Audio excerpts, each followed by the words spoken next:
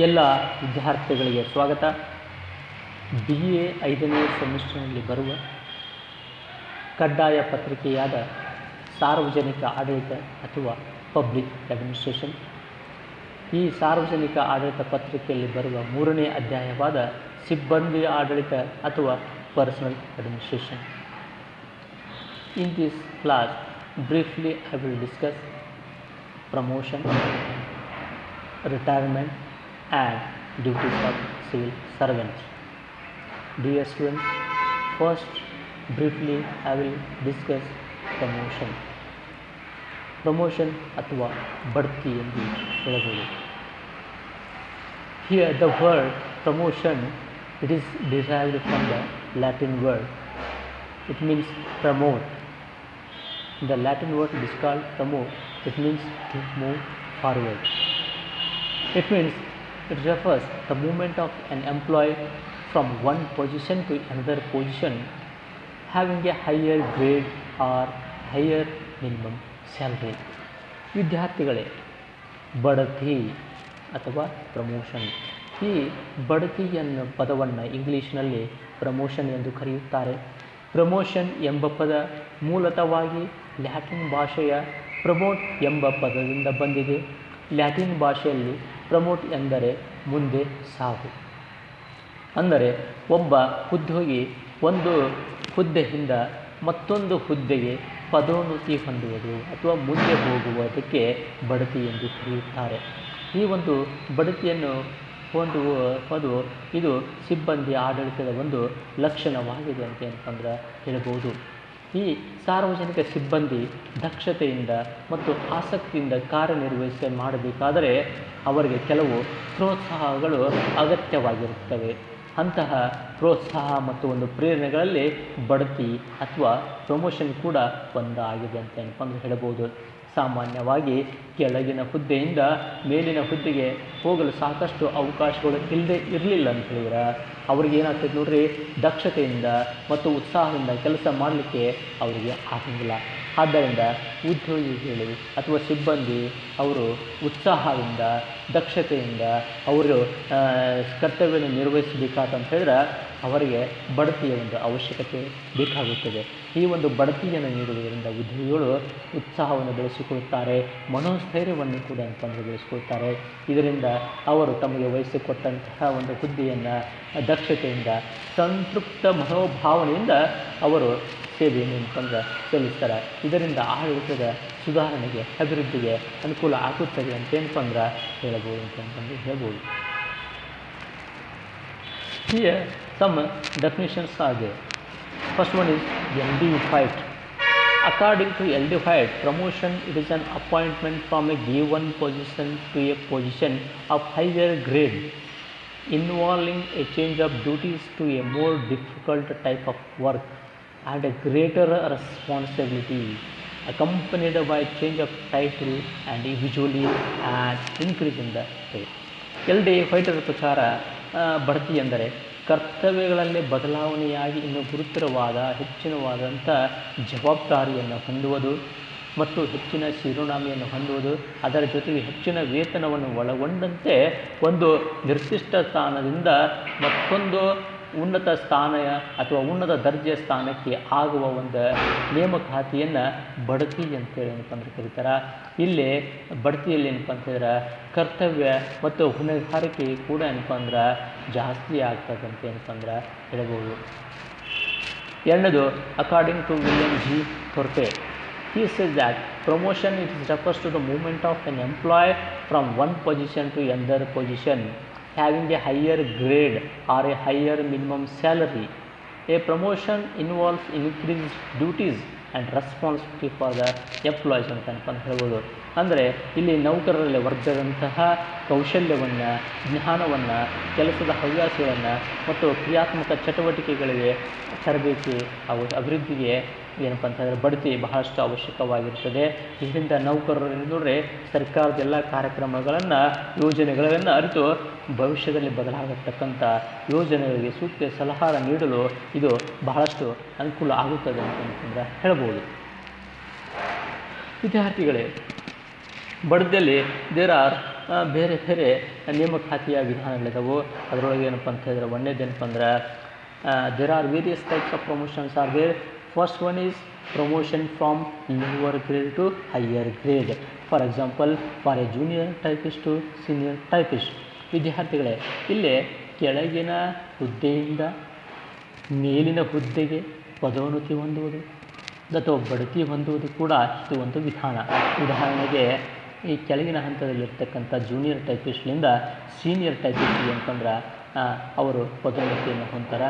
ಅದೇ ರೀತಿ ಏನಪ್ಪ ಅಂದ್ರೆ promotion from a lower class to higher class, ಅಂದರೆ clerical example from clerical class to the executive class, ಅಂದರೆ ಕೆಳಗಿನ ಲೋವರ್ ಕ್ಲಾಸ್ದಿಂದ ಹೈಯರ್ ಕ್ಲಾಸಿಗೆ ಏನಪ್ಪ ಅಂದ್ರೆ ಬಡ್ತಿಯನ್ನು ಹೊಂದುವುದಂಥೇಳಿ. ಉದಾಹರಣೆಗೆ, ಕ್ಲರಿಕಲ್ ವಿಭಾಗದಿಂದ ಕಾರ್ಯನಿರ್ವಾಹಕ ಹುದ್ದೆಗೆ ಏನಪ್ಪ ಅಂದ್ರೆ ನೇಮಕ ಹೊಂದುವುದು ಅಂಥೇಳಿ. Third one is promotion from lower service to a higher service. Example from state civil service to the IAS ಅಂತೇಳಿ. ಅಂದರೆ ಇಲ್ಲಿ ಈಗಾಗಲೇ ಕೆಳಗಿನ ಲೋಕಸೇವಾ ಆಯೋಗದಿಂದ ಮೇಲ್ದರ್ಜೆಯ ಲೋಕಸೇವಾ ಆಯೋಗಕ್ಕೆ ನೇಮಕಾತಿಯನ್ನು ಹೊಂದುವುದು. ಉದಾಹರಣೆಗೆ, ರಾಜ್ಯ ಸೇವೆಯಿಂದ ಕೇಂದ್ರ ಸೇವೆಗೆ ನೇಮಕಾತಿಯನ್ನು ಹೊಂದುವುದು ಅಥವಾ ಬಡ್ತಿ ಹೊಂದುವುದು ಅಂತಂದು ಹೇಳ್ಬೋದು. Here there are some principles are there for the promotion.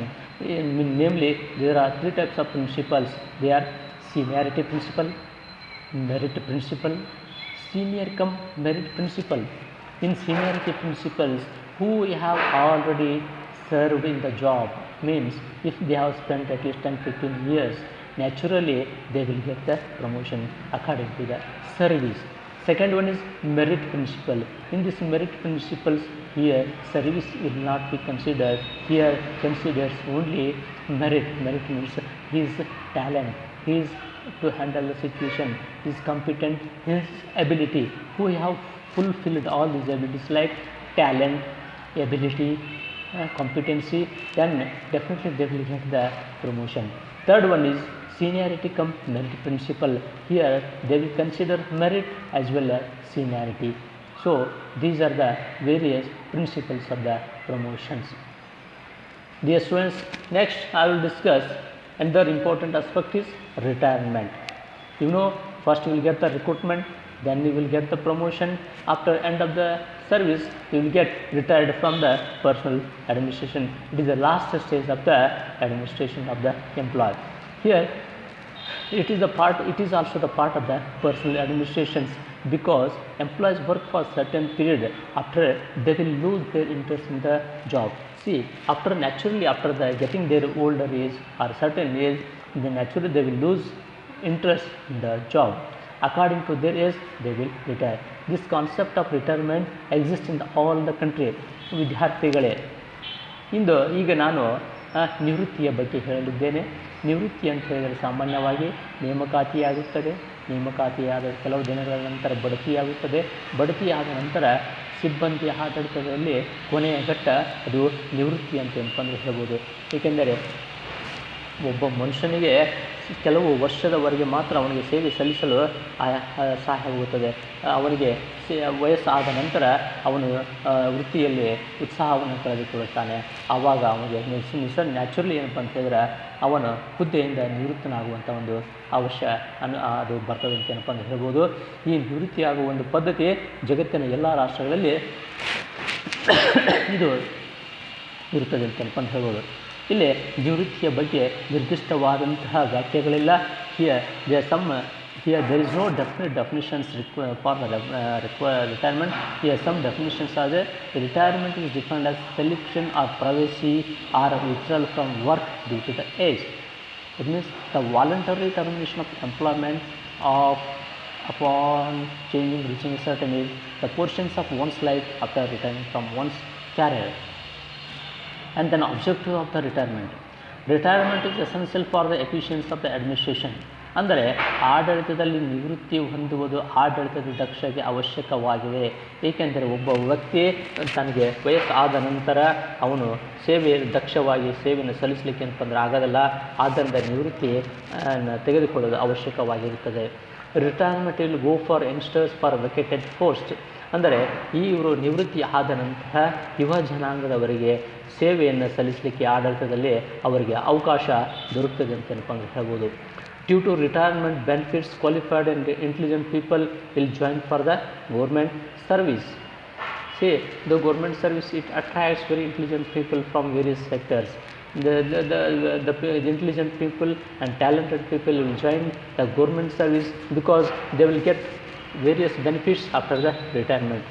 These benefits will not get in private sector, so people will join for the government service. And retirement shows the humanitarian approach to the employee.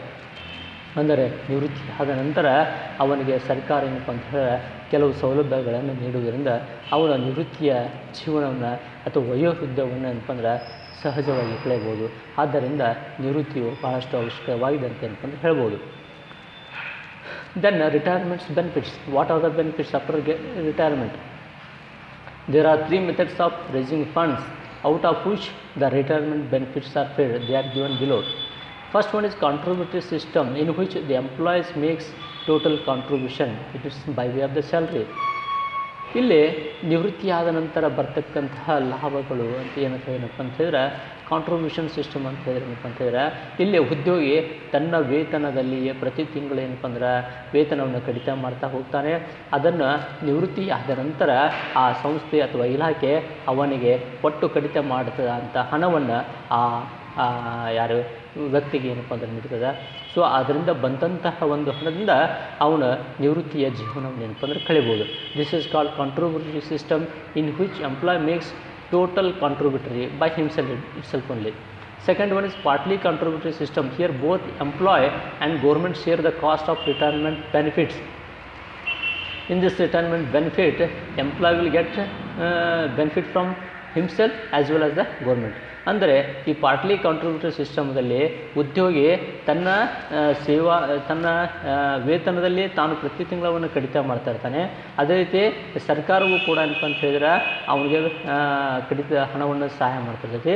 ನಿವೃತ್ತಿಯಾದ ನಂತರ ಏನಪ್ಪ ಅಂತ ಹೇಳಿದ್ರೆ ಸರ್ಕಾರ ಕೂಡ ಅವನಿಗೆ ಹಣಕಾಸಿನ ಸಹಾಯ ನೆರವು ನೀಡುತ್ತೆ ಮತ್ತು ತಾನು ವೇತನದಲ್ಲಿ ಕಡಿತ ಮಾಡಿದಂಥ ಹಣವನ್ನು ಕೂಡ ಎರಡೂ ಸೇರಿಸಿ ಅವನಿಗೆ ಏನಪ್ಪ ಅಂದ್ರೆ ಕೊಡ್ತಾರೆ. Third one is non-contributory system. Here the government alone bears the cost of retirement benefits.